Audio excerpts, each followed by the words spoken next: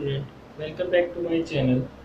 So here today we will discuss about the two new topic of chapter 1 which are known as additional topic. So here first topic is electric field intensity at any point due to an electric dipole, and second is electric field intensity. We will calculate second. In second case, electric field intensity at any point on the axis of uniformly charged ring. So here we have two topics. These are additional topics. Means ये topic आपके पास क्या होगा, numerical portion के लिए आपके पास काफ़ी helpful रहेंगे, जिससे कि आप यहाँ पे इजीली कैलकुलेट कर पाएंगे अगर इससे रिलेटेड कोई न्यूमेरिकल आपके पास आपके कॉम्पिटिटिव एग्जाम में या बोर्ड एग्जाम में आता है. So student see here, first topic is that here we will calculate the electric field intensity at any point due to an electric dipole. तो प्रीवियस वाले जो हमारे लेक्चर रहे थे उनमें हमने electric field intensity at any point की जगह हमने स्टडी किया था electric field intensity and in axial line और electric field intensity in equatorial line due to an electric dipole. तो यहाँ पे हम लोग क्या स्टडी करेंगे, यहाँ पे ना एक्सियल है ना इक्वेटोरियल है, किसी भी एक रैंडम पॉइंट पे हम लोग electric field intensity find out करेंगे फर्स्ट वाले केस में with the help of electric dipole. तो यहाँ पे आप एक डायग्राम देख रहे हैं जो मैंने पहले से यहाँ पे टाइम सेव करने के लिए बना दिया है, हाफ डायग्राम. इसमें आपके पास ए बी क्या है, इलेक्ट्रिक डाइपोल है, और ए बी जो इलेक्ट्रिक डाइपोल है इस इलेक्ट्रिक डाइपोल से, ठीक है, थीटा एंगल पे कहीं पे भी एक पॉइंट पी है जिसपे हम electric field intensity with the help of we are due to और you can say that due to electric dipole find out करेंगे. ये ना एक्सियल कंडीशन में है ना आपके पास इक्वेटोरियल कंडीशन में ये पॉइंट पी है. ये एट एनी पॉइंट कहीं पे भी ये पॉइंट पी कंसीडर किया हुआ है हमने. यहाँ पे कैलकुलेट करेंगे electric field intensity due to this electric dipole. अब student see here, as you know that A B हमारे पास क्या है, इलेक्ट्रिक डाइपोल है, तो इसका इलेक्ट्रिक डाइपोल मूवमेंट जो होगा माइनस क्यू चार्ज से प्लस क्यू चार्ज की तरफ होगा. In my previous lecture I have been discussed the all things. So here what we will do, अब हम क्या करेंगे कि जब हम P पॉइंट पे किसी पॉइंट पे जो P है उस पे हमने electric field intensity find out करनी है, तो हम कंसीडर करेंगे कि इस इलेक्ट्रिक डाइपोल AB से ये जो P पॉइंट है ये किसी एंगल थीटा पे आपके पास सिचुएटेड है. अब हम क्या करेंगे, इस जो P आपके पास यहाँ पे इलेक्ट्रिक डाइपोल मोमेंट है और दिस डाइपोल, तो इससे थीटा एंगल पर अगर कोई पॉइंट P ले रहे हैं तो ये आप ध्यान दीजिएगा इस केस में ये जो इलेक्ट्रिक डाइपोल है इसको हम इसके दो कंपोनेंट में डिवाइड करते हैं फ्रॉम द सेंटर. ये सेंटर ऑफ डाइपोल है, तो अब आप देखिए P आपके पास इलेक्ट्रिक डाइपोल मोमेंट है इसकी डायरेक्शन, तो यहाँ पे इस P जो आपके पास है OB के दो कंपोनेंट बनेंगे. एक बनेगा OA1, इसको बोलेंगे P cos theta, clear, horizontal component P cos theta, और ये कंपोनेंट बनेगा एक आपके पास P sin theta, vertical component. अब हम इलेक्ट्रिक फील्ड इंटेंसिटी, अब ये जो आपके पास A2 B2 आप लाइन देख रहे होंगे और A1 B1 जो आप लाइन देख रहे होंगे, ये दोनों आपके पास म्यूचुअली परपेंडिकुलर एक्सिस है. इसका मतलब हम इलेक्ट्रिक डाइपोल मोमेंट के P के लिए यहाँ पर जो परपेंडिकुलर म्यूचुअली परपेंडिकुलर एक्सिस है उसमें से एक जो आपके पास है A1 B1, ये आपके पास अलोंग एक्सियल कंडीशन पे है अगर हम P पॉइंट के बिहाफ में इसको स्टडी करें, और जो आपके पास A2 B2 है ये इसके नॉर्मली यानी परपेंडिकुलरली है. तो अगर P पॉइंट पे electric field intensity find out करनी है, then what we will do here, as you know that student आपको एक्सियल कंडीशन और इक्वेटोरियल कंडीशन पे दोनों पे आपको पता है कि इलेक्ट्रिक फील्ड इंटेंसिटी का फॉर्मूला क्या था. जब E एक्सियल कंडीशन के बारे में डिस्कस कर रहे थे तो फॉर्मूला आया था 1/4πε0 2p/r³. r³ क्या थी, r क्या था, यहाँ पे आपके पास डिस्टेंस थी from the centre two point P, और यहाँ पर r हमारे पास क्या होगा, इस पॉइंट O से इस पॉइंट P की जो डिस्टेंस है वो आपके पास क्या होगी स्टूडेंट्स, r हो गई आपके पास. So on the other hand जब E इक्वेटोरियल कंडीशन की बात आई तो उसके लिए फॉर्मूला क्या था, 1/4πε0 p/r³. तो बस इन दोनों फॉर्मूलों का यूज करना है. यहाँ पे आप देखेंगे इस P की जगह वैल्यू चेंज होती रहेगी, क्योंकि यहाँ पर आपके पास जब हम बात करेंगे इसके एक्सियल कंडीशन की तो इस इलेक्ट्रिक डाइपोल के लिए एक्सियल में बिहेव, P की जगह कौन रिप्लेस होगा, P cos थीटा। और जब बात करेंगे हम इसके इक्वेटोरियल पॉइंट की, इक्वेटोरियल मींस इसके नॉर्मली जो आप यहाँ से देख रहे हैं नॉर्मली कौन सा है A2 B2, तो उस केस में हमारे पास कौन सा वर्क करेगा, P sin theta. Clear student. तो अब यहाँ पे हम देखते हैं P पॉइंट, जैसे कि हमने यहाँ डिस्कस किया हुआ है, एट एनी पॉइंट P है जो आपके थीटा एंगल पर है, तो P पॉइंट पे due to axial line A1 B1, let us consider the electric field intensity is E1. Clear student? And after that, due to A2 B2, the electric field intensity is RE2. And if we talk about the resultant electric field intensity at point P due to this dipole, so what we will do here, by using parallelogram law with the help of vector addition, or you can say that class 11th in vector formation. So this one is the formation of the diagram at point P, in which you can easily see that E1 and E2 behave as this adjacent side of parallelogram, and this one is the resultant electric field intensity at point P, which we will calculate in this derivation. And suppose this resultant electric field intensity makes angle alpha, because here theta, so here this will be different from theta, and after at last we will give a relationship here between alpha and theta. So यहाँ पे हमने क्या किया, इसका resultant electric field E है जिसको हम calculate करेंगे अभी, और E1 और E2 आपने ऐसे डायग्राम दिखा दिया, और अल्फा आपके पास है। E1 समझ में आया स्टूडेंट, कहाँ से इलेक्ट्रिक फील्ड है, एक्सियल कंडीशन में, एक्सियल लाइन में A1 B1, एंड E2 क्या है, इक्वेटोरियल लाइन में। सो हियर अब यहाँ पे बिना स्टेटमेंट लिखे हम डायरेक्ट लिख रहे हैं, इसको इरेज कर देते हैं, इसको नेक्स्ट कंडीशन में करेंगे, नेक्स्ट डेरिवेशन में हमारा अभी करेंगे हम solve. So see here now from the given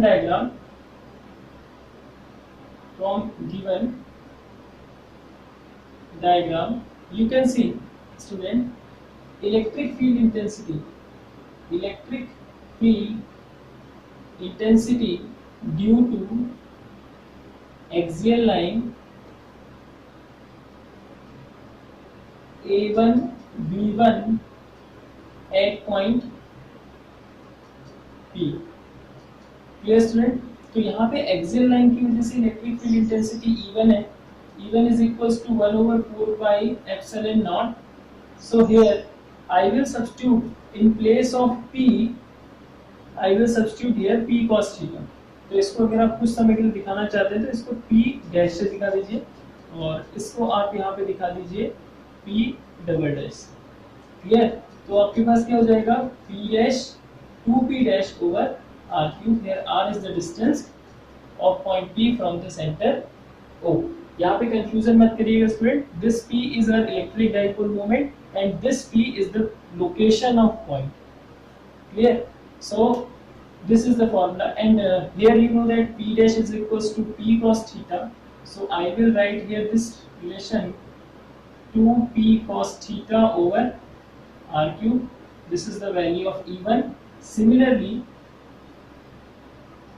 Similarly, electric field intensity EFI at point P due to equatorial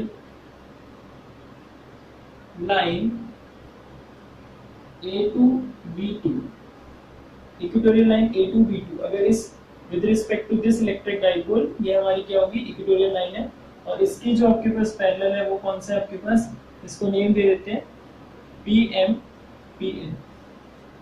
clear. So here it will be E2 is equals to 1/4 pi epsilon naught, और यहाँ पे जो आपके पास equatorial का formula होता है वो P upon R cube होता है, तो लेकिन यहाँ पे आप P dash over R cube लिखते हैं, क्योंकि यहाँ P डैश क्या है, P sin थीटा हमने लेट किया हुआ है, तो P dash T P double dash is equals to P sin theta। So student, what you will do, E2 is equals to 1/4 pi epsilon naught P sin theta by R cube। आप इस relation को ऐसे लिखें।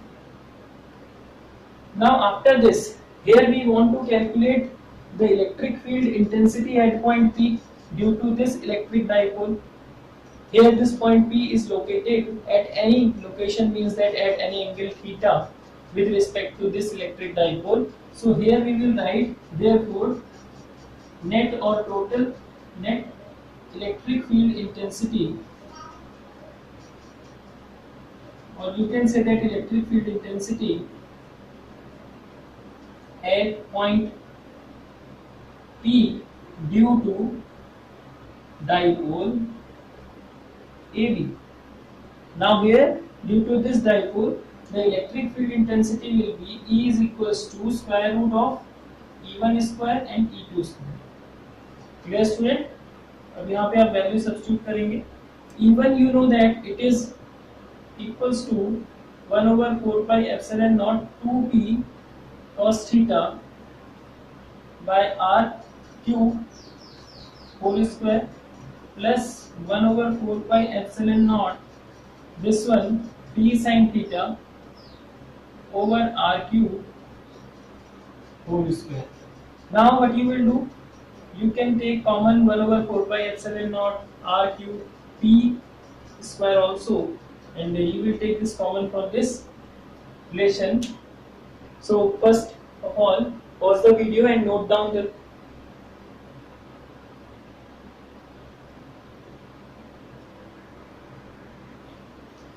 So student, after this what we will do here, अब यहाँ से हम क्या करेंगे, कॉमन ले लेंगे जो हो सकता है आपके पास. देखिएगा क्या कॉमन आएगा. स्क्वायर रूट कॉमन है आपके पास 1 over 4 pi epsilon naught. देखिए p over r cube whole square. देखिए यहाँ पे स्क्वायर है, यहाँ पे स्क्वायर है, ये कॉमन ले लिया. हमारे पास क्या बचा 2 cos theta whole square, 2 cos theta whole square. यहाँ से आया आपके पास, और यहाँ से आया आपका sin theta whole square, sin theta whole square. Student calculation आप अपने अकॉर्डिंग भी कर सकते हैं, मैं बिल्कुल सिंपल कर रहा हूँ ताकि हर बच्चे के समझ में आ जाए. 1 over 4 pi epsilon naught p over r cube square root से बाहर जाएगा, एंड यहाँ पे आपके पास क्या होगा 4 cos square theta and this one is sin square theta. Student थोड़ा सा यहाँ पे आपको ध्यान देना है कि 4 cos स्क्वायर थीटा और sin स्क्वायर थीटा इसको डायरेक्टली सॉल्व तो कर नहीं पाएंगे, इसलिए 4 को ब्रेक करते हैं 3 cos square theta plus cos square theta में. तो इस रिलेशन को थोड़ा सा यहाँ पे ध्यान दीजिए. 3 cos square theta plus cos square theta में हमने ब्रेक किया, उससे ये फायदा होगा कि हमें एक रिलेशन मिल जाएगा इतनी सी वैल्यू. क्लियर? इसकी वैल्यू कितनी होती है 1. cos square theta plus sin square theta equal to 1. तो ये रिलेशन हमें यहाँ से मिलेगा. So in this condition we will observe it is equals to 1. So this one is the value of electric field intensity at any point due to an electric dipole. This is the condition for at any point. Clear student? So here you can see that this theta is the angle which is made by this line joining the center to any point P with this electric dipole. Clear student? तो यहाँ theta कौन सा angle है, जो आपके पास centre और उस P point को ज्वाइन करने वाली जो लाइन है जिसको हम एक्सियल लाइन बोल रहे हैं, उस एक्सियल लाइन का इस इलेक्ट्रिक डाइपोल से बनने वाला angle. Clear? After this what you will do, अब आपके पास जो प्रीवियस डेरिवेशंस में हमने डिस्कस किया था इक्वेटोरियल लाइन और एक्सियल लाइन, उसके बेस पे वो डेरिवेशन की जो रिलेशन है आप यहाँ से बहुत इजीली कैलकुलेट कर सकते हैं स्पेशल कंडीशंस में. तो see here I will calculate these cases with the help of this relation. So students see special case.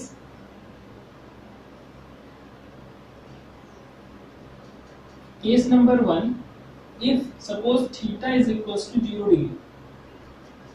अब हम ये माने कि ये थीटा जो आपके पास है ये 0 डिग्री हो जाए, यानी ये जो P पॉइंट है ये इससे बेंड होते हुए ऐसे आ जाए. तो आप खुद देखिए इसकी P पॉइंट की लोकेशन क्या होगी, जो इलेक्ट्रिक डाइपोल है उसी की डायरेक्शन में होगी. इसका मतलब आप एक्सियल लाइन कंडीशन को फॉलो करेंगे, तो इट मींस दैट इसमें एक्सियल लाइन कंडीशन वाला फॉर्मूला बनना चाहिए. लेट्स सी बनता है या नहीं बनता है, देखते हैं. if theta is equals to 0, so it means that E is equals to 1 over 4 pi epsilon naught P over R cube, और यहाँ पे थीटा 0 रखेंगे cos 0 1 हो जाएगा 3 plus 1, and you know that square root of 3 plus 1 equal to 4, and you know that square root of 4 is equals to 2.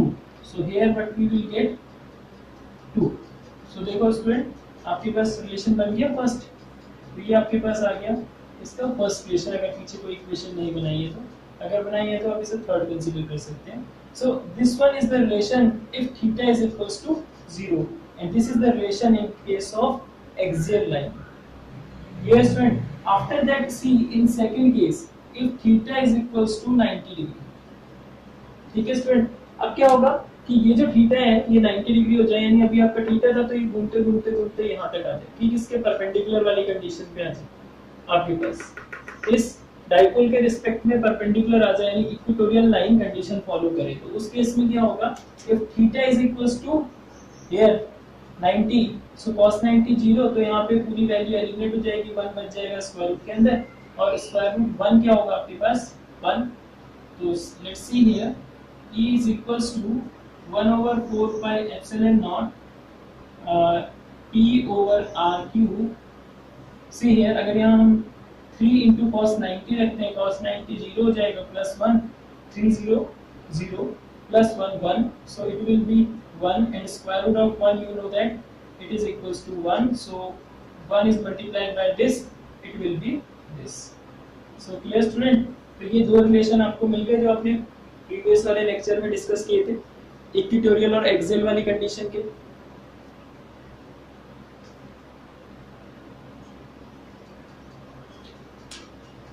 Clear student. तो ये आपने जो डिस्कस करे थे ये वाले आपको रिलेशन मिल गए। अब इसके बाद देखिए एक रिलेशन मैंने और कहा था कि हम यहाँ पे फाइंड आउट करेंगे इस अल्फा और इस थीटा के बीच में relation. So here if suppose we know that if alpha be the angle made by the resultant electric field E with E1 means with the direction of E1 at P, या ये आप ये भी कह सकते हैं alpha be the angle of resultant, और you can say that the electric field intensity at any point P due to this electric dipole which is made by this axial line A1 B1, so then we can say that see इस वाले triangle को आ जाओ PM, इसको हम यहाँ पे अपने मन से N डैश भी कह सकते हैं। So in triangle PM N dash आपके पास क्या जाएगा student, tan alpha is equals to mn dash over perpendicular over base PM। So you know that mn dash is equal to Pn, and Pn is equals to, it is Pn over Pm, and Pn is equals to E2 and Pm is equals to E1। Clear student. ये electric field intensity है equatorial condition में और axial condition में, और यहाँ पे starting से जो मैं इलेक्ट्रिक फील्ड इंटेंसिटी ले रहा था वो मैग्नीट्यूड के सेंस में ले रहा हूँ। क्लियर, इसमें डायरेक्शन का कोई रोल प्ले नहीं था, इसमें हमने E1 E2 की डायरेक्ट वैल्यू यहाँ पे दी थी। So tan alpha is equals to E2 student हमारा एक्सियल इक्वेटोरियल कंडीशन में था, तो इसके लिए क्या वैल्यू आपने सब्स्टिट्यूट करी थी 1 over 4 pi epsilon naught P sin theta over R cube। Previous cases में जा सकते हैं देखने के लिए, and E1 is equals to 1 over 4 pi epsilon naught 2P cos theta over R cube, जो कैंसिल हो सकता है, आपने सब कैंसिल कर दिया, और आपको रिजल्ट क्या मिलेगा देखिएगा, आपको रिजल्ट मिलेगा 1 over 2 tan थीटा। सो यहाँ से आपके पास क्या रिजल्ट आएगा कि see here tan alpha is equals to half of tan theta. तो ये आपके पास एक रिलेशन आ गया, किस कंडीशन में, जब आपके पास यहाँ पर किसी पॉइंट P को इलेक्ट्रिक डाइपोल के रिस्पेक्ट में एट एन एंगल थीटा रखा हो eight any point. Clear student.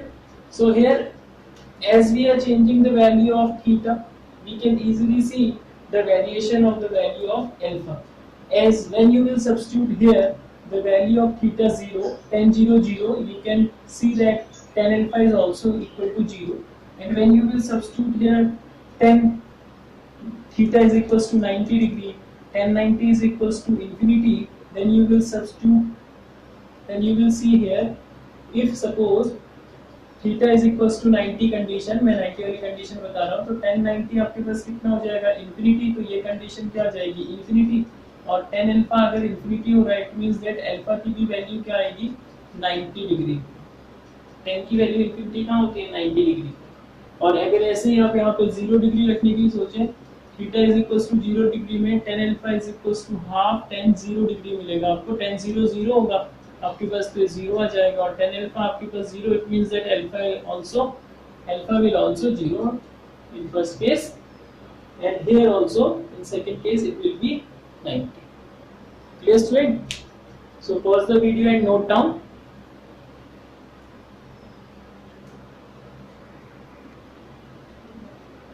Now student, अब सेकंड डेरिवेशन के बारे में डिस्कस करते हैं, जिसका है electric field intensity at any point on the axis of uniformly charged ring. इसके लिए हम लोग ने हमने यहाँ पे आप देख रहे होंगे कि एक डायग्राम बना हुआ है, अनकम्प्लीटेड डायग्राम है, इसको मैं आपके सामने कंप्लीट करूंगा समझाते हुए।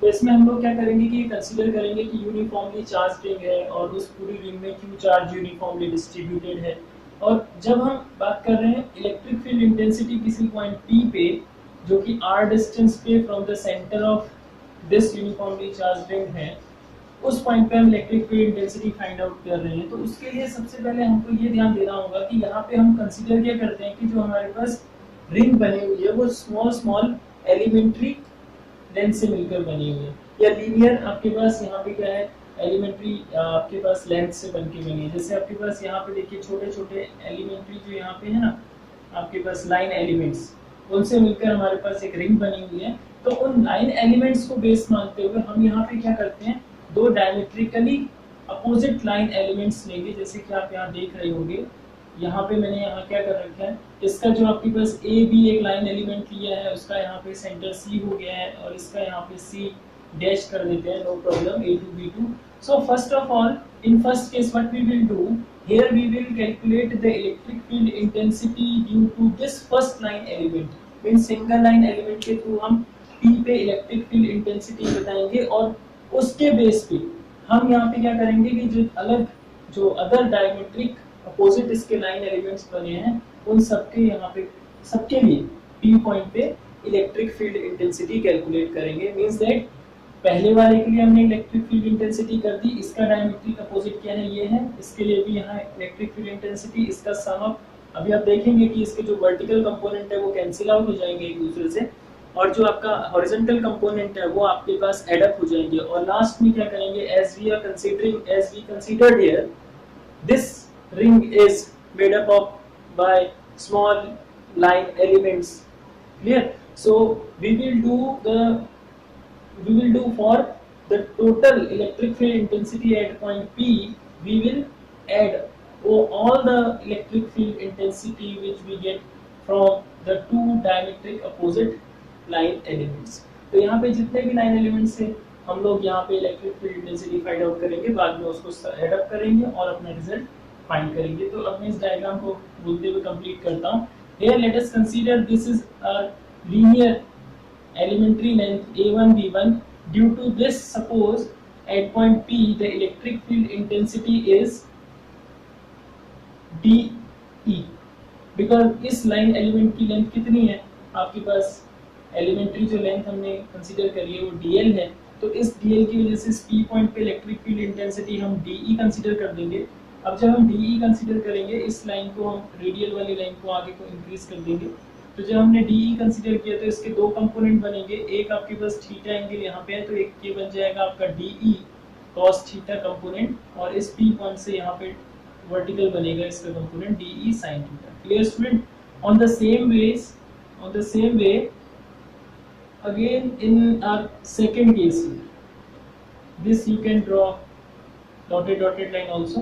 तो अब इस वजह से भी अगर हम यहाँ देखें तो यहाँ पे भी हमारे पास जो इलेक्ट्रिक फील्ड इंटेंसिटी है due to this opposite means that diametric opposite point which is diametric opposite point C dash of linear, you can say that elementary distance A2 B2 of length DL, it is also D E. सो यहाँ पे भी इसके दो component बनेंगे, एक D E cos theta इसी favour में आएगा हॉरिजेंटल, और डी ई साइन थीटा जो आपके पास है वर्टिकल रहेगा, डी ई साइन थीटा। तो ऐसे ही हम पहले इस एक डायमेट्रिक पेयर के बारे में डिस्कस करेंगे, और फिर जब हम बाकी सब अदर पेयर्स के बारे में डिस्कस करेंगे जो डायमेट्रिक अपोजिट होंगे, तो हम यहाँ पे एक एल्जेब्रिक सम लगा देंगे सिग्मा, और उसके बिहाफ पे हम लोग कैलकुलेट कर लेंगे total electric field at this point.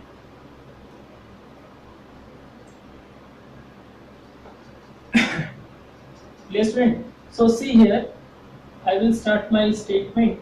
So here, if suppose this one is theta angle also, so theta is the angle for that.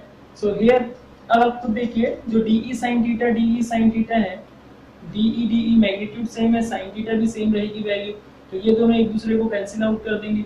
अब यहाँ पे एडअप कौन सा रहेगा, जो इसका हॉरिजॉन्टल कंपोनेंट है और इसका हॉरिजॉन्टल कंपोनेंट है, D E cos theta.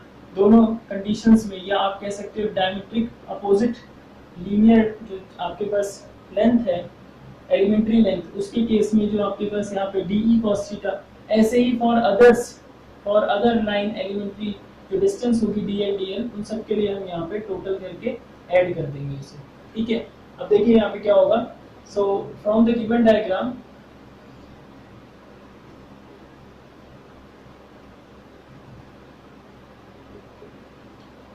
noted.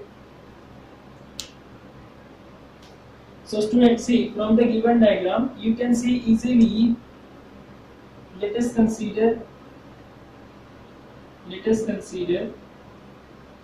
Q charge, थोड़ा सा स्टेटमेंट लिख लेते हैं। Q charge is uniformly distributed in the form of, or you can say that in uniformly distributed in a ring of radius A. P be any point where we want to calculate electric field intensity E due to this uniformly charged ring. Okay student, ये थोड़ा सा statement हमने बना ली। अब here we can consider the ring is made up of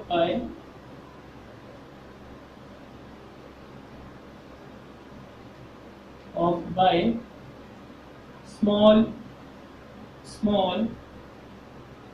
elementary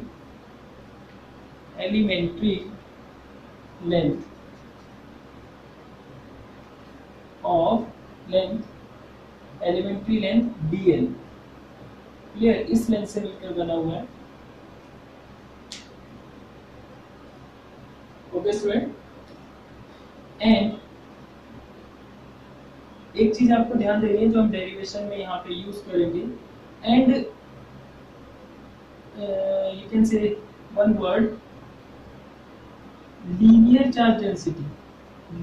charge density is same for all distribution।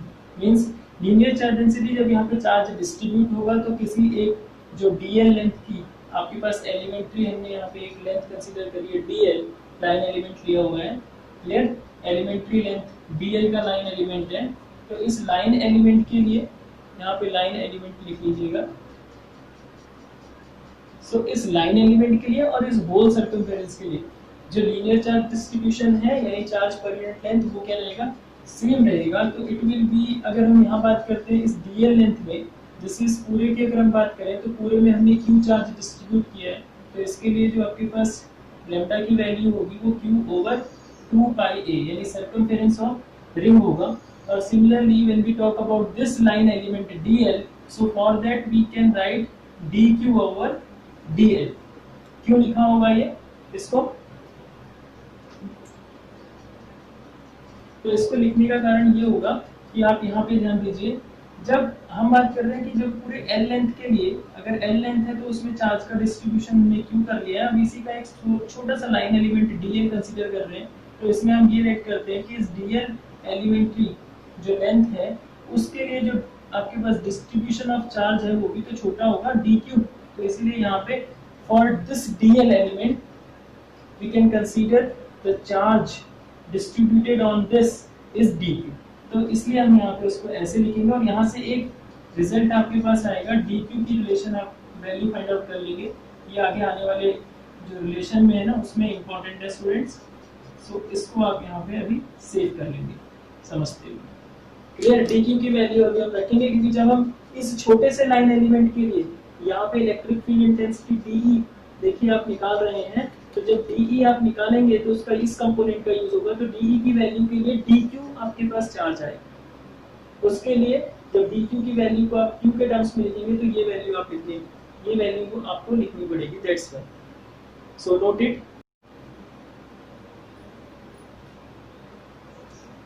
Okay student, so अब इसके बाद क्या करेंगे, डेरिवेशंस अपना स्टार्ट करते हैं। As I told you, the vertical component cancel out each other. So for that, we will write here now.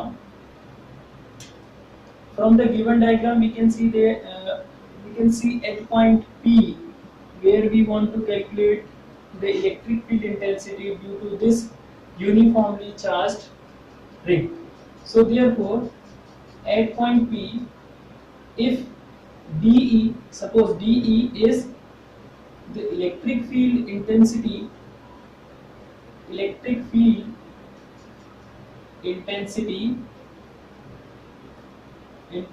due to a single line element A1 B1 जो आपको डायग्राम में दिख रहा होगा ऑफ लेंथ dl। क्लियर, अब देखिए यहाँ पे such that DE divide in two component such that DE means electric field intensity resolve in two components, अपने दो कंपोनेंट पे रिजॉल्व होगा, components DE cos theta and DE sin theta. Similarly, for the diametrically opposite, यहाँ पे हम क्या लेंगे, अगर हम ले रहे हैं diametric opposite line elements,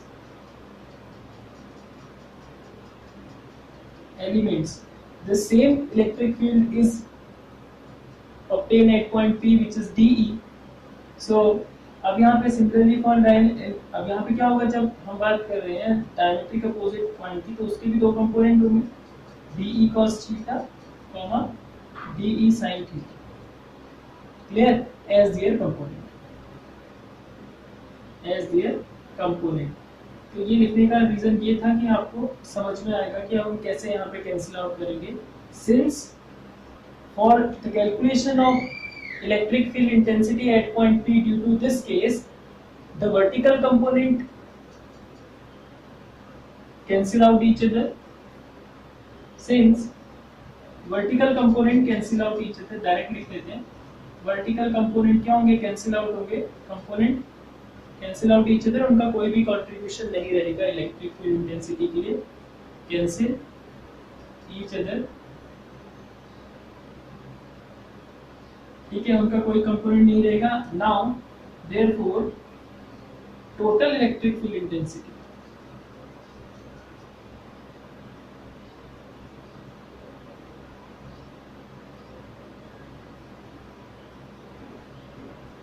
total electric field intensity at P due to H component, horizontal component, क्या होगी स्टूडेंट, देखिए E जो होगा वो आपके पास क्या होगा, DE cos थीटा हमारे पास सिंगल एक पेयर के लिए था ना, एक पेयर के लिए DE cos थीटा था हमारे पास, यहाँ पे। तो जब हम किसी एक सिंगल लाइन के लिए डायमेट्रिक पेयर के लिए आप ये कह सकते हो, या एक डायमेट्रिकली अपोजिट लीनियर एलिमेंट के लिए जब डी cos थीटा है, यही हमें आपके पास total electric field intensity provide कराएगा इस पॉइंट पे। तो इसके लिए क्या था, डी cos थीटा, इसके लिए भी डी cos थीटा, ऐसे जितने भी डायमेट्रिक अपोजिट पॉइंट होंगे सबके लिए यहाँ पे क्या होगा, इसका जो वर्टिकल कंपोनेंट है वो कैंसिल आउट होते रहेंगे ईच डायमेट्रिक पेयर में, और जो आपके पास हॉरिजॉन्टल कंपोनेंट है वो एड अप होते रहेंगे। तो टोटल इलेक्ट्रिक फील्ड इंटेंसिटी जब निकलेगी तो इस केस में इसका क्या कर देंगे हम, अलजेब्रिक सम कर देंगे।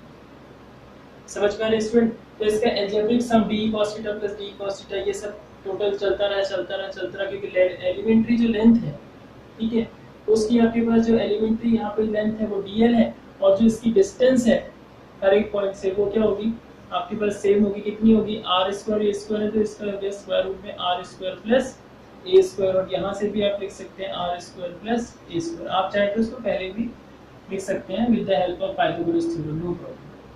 क्लियर? तो अब आप क्या करेंगे, now you will see here what is the value of cos theta and what is the value of de। So let's C for that, since अब हमें de की वैल्यू देखनी पड़ेगी, क्या होगा de की वैल्यू, जैसे मैंने आपको बताया इलेक्ट्रिक फील्ड इंटेंसिटी आपको पता है 1/4πε0 q/r² होगा। यहाँ पे क्या होगा, de जब कैलकुलेट करेंगे 1/4πε0 dq ओवर जो ये डिस्टेंस है यहाँ से यहाँ तक, इस डिस्टेंस को हम क्या कहेंगे, cp कह देते हैं। यहाँ से c क्या है आपके पास, अब यहाँ से p है तो cp कह देते हैं, cp स्क्वायर कह देंगे 1/4πε0 dq over cp square. Clear student?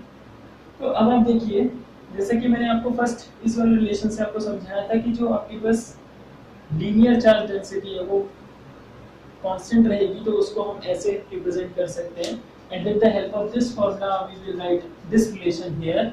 So next step I will substitute the value of this dq, which is equals to q over 2 pi a into dl over cp। cp कितना है बेटा, see here cp square means r square a square whole square है ना, तो यहाँ पे square root हट गया और सिंपल लिख दिया, ठीक है। अब इसके बाद अगले स्टेप पे देखिए क्या करते हैं हम लोग, उसके लिए इसको इरेज करते हैं। डायग्राम बहुत इंपॉर्टेंट है समझने के लिए, डायग्राम की हेल्प से आप धीरे धीरे कैलकुलेशन कर सकते हैं। अब देखिए बेटा डी की वैल्यू हमने कैलकुलेट कर दी, इतनी आई, इसको सेव कर दो थोड़ी देर के लिए। इन cos थीटा पे थोड़ा फोकस करते हैं। From the diagram cos theta is equal to base upon hypotenuse, तो यहाँ से हम cos थीटा भी कैलकुलेट कर सकते हैं।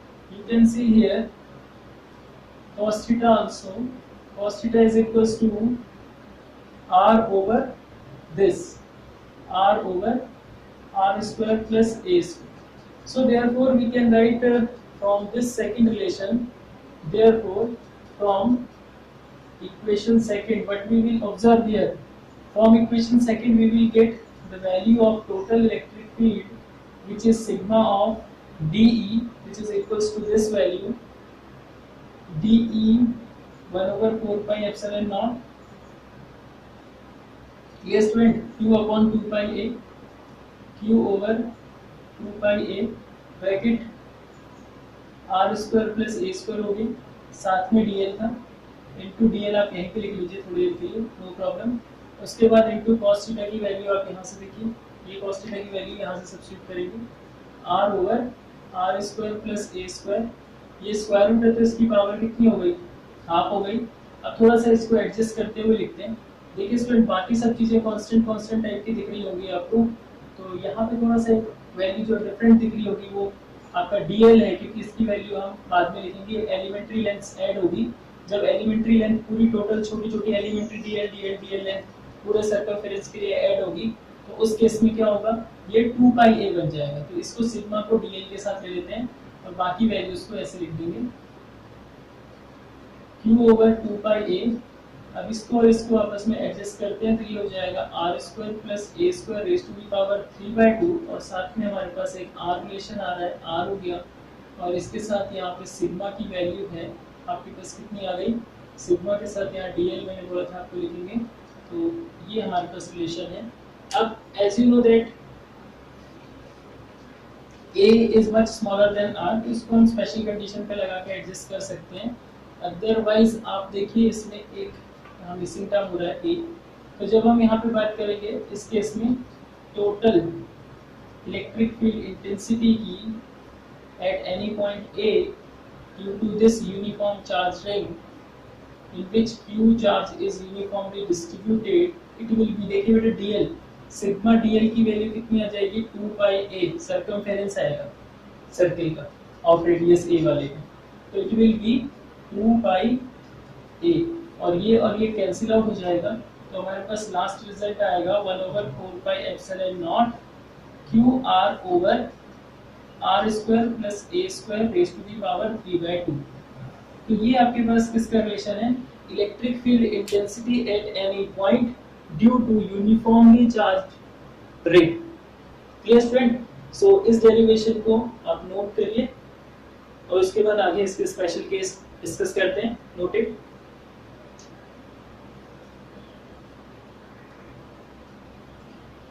तो अब देखिए स्टूडेंट, यहाँ पे इस फॉर्मूले से रिलेटेड जो स्पेशल केस हैं, स्पेशल केसेस, पहला केस ये होगा आपके पास कि इफ हम ये कंसीडर कर दें कि जो P पॉइंट है वो कम होते होते होते होते सेंटर पे आ जाए। If point P is at the centre of ring, अगर ये आपके पास रिंग के सेंटर पे आ जाए, इट मींस दैट क्या होगा स्टूडेंट उस केस में r इक्वल्स टू 0, अगर P पॉइंट सेंटर पे आ जाता है। जब r इज इक्वल्स टू 0 है तो आप इस रिलेशन पे आप देख सकते हैं, अगर थर्ड फोर्थ जो भी इक्वेशन बनी होगी student, I think first second third fourth बन रही होगी, तो r इक्वल टू 0 अगर यहाँ सब्स्टिट्यूट करेंगे तो आप देखेंगे उस केस में इलेक्ट्रिक फील्ड क्या आ जाएगा, r 0 हो तो पूरा इलेक्ट्रिक फील्ड 0 हो जाएगा। और दूसरा केस इसका अगर हम ये डिस्कस करें कि if r is at much larger distance than a, मतलब r जो है वो आपके पास बहुत ज़्यादा डिस्टेंस पे है, तो उस केस में क्या होगा कि जब r is much larger than a, then in this condition the value of r square a square is considered as r square, because आपको पता है a square को उस केस में क्या कर देंगे, नेग्लिजिबल कंसीडर कर देंगे। क्यों? क्योंकि आपके पास a square, a जो है आपके पास much smaller than r है, तो अगर इसका स्क्वायर करेंगे तो very much smaller than r square होगा, तो इट मींस दैट इसकी जो वैल्यू है नियर अबाउट 0 कंसीडर। तो इसलिए यहाँ पे उस कंडीशन में क्या होगा स्टूडेंट, जो रिलेशन है आपके पास, you can see the relation 1/4 pi epsilon naught in this condition, 4 pi epsilon naught, so qr over r square, इसको तो नेगलेक्ट कर देंगे, तो r square raise to the power 3/2, you can see 2 cancel and after this you will get a relation which is equal to r3। मैं यहाँ पे final लिख रहा हूँ, आप समझ लेंगे। और r³ से भी इसकी वैल्यू कैंसिल होगी, तो फिर यहाँ पे हमें क्या फाइनल मिलेगा, E is equals to 1/4 pi epsilon naught q by r square. तो ये कुछ जाना पहचाना से आपके पास रिलेशन आ रहा होगा, electric field intensity at any point due to a point charge. ये अब हमने इलेक्ट्रिक फील्ड और इलेक्ट्रिक फील्ड इंटेंसिटी कैलकुलेट करी थी, तो उस केस में हम फर्स्ट डेरिवेशन होता था electric field intensity at any point due to a point charge. So here this uniformly charged ring behave as a point charge, and the electric field intensity due to this uniform charged ring when r is much larger than a is same as the electric field intensity at point p due to any point charge। तो इसका behaviour कैसा हो जाएगा कि जैसे यहाँ पर इतने ही डिस्टेंस पे एक पॉइंट चार्ज रखा है, उसके थ्रू जो इस पे इलेक्ट्रिक फील्ड इंटेंसिटी आ रही है, या आपके पास यहाँ पे यूनिफॉर्मली चार्ज रिंग के थ्रू जो इस केस में इलेक्ट्रिक फील्ड इंटेंसिटी है, दोनों सेम रहेगी, यानी इसका बिहेवियर एक पॉइंट चार्ज की तरह है। तो ये दो केसेस हम इस डेरिवेशन में डिस्कस करें, इस डेरिवेशन में हमने डिस्कस करें। अब जो मेरे इस वीडियो में ये जो हमने दो केसेस डिस्कस करे हैं, ये केसेस आपके पास एडिशनल मोड में भी हैं और बीच में एडिशनल होते हुए भी एक दो बार सीपीएससी में आए भी हुए हैं, तो नो प्रॉब्लम, उस पर आपको कॉमन मार्किंग मिल जाती है। बट यहाँ पे ये जो केसेस हैं ये आपके पास इस चैप्टर की जो स्टडी, डीप स्टडी के लिए काफ़ी हेल्पफुल रहेंगे, और इसके बिहाफ पे आप जो डेरिवेशन से रिलेटेड न्यूमेरिकल हैं उसको बहुत इजीली सॉल्व कर सकते हैं। और ये पॉइंट अपने माइंड में सेव करिएगा, क्योंकि अगर ये आपके पास एडिशनल यहाँ पे है तो इट मीन्स इसका मतलब ये नहीं कि अगर ये बोर्ड में नहीं आ रहे तो कहीं नहीं आएंगे, इससे रिलेटेड न्यूमेरिकल्स आपके बन सकते हैं। क्लियर? और इसका यूज कॉम्पिटिटिव एग्जाम में भी हो सकता है। और मेरे अगले आने वाले वीडियो में हम लोग डिस्कस करेंगे इस चैप्टर के next topics. So thanks for watching this video, have a nice day.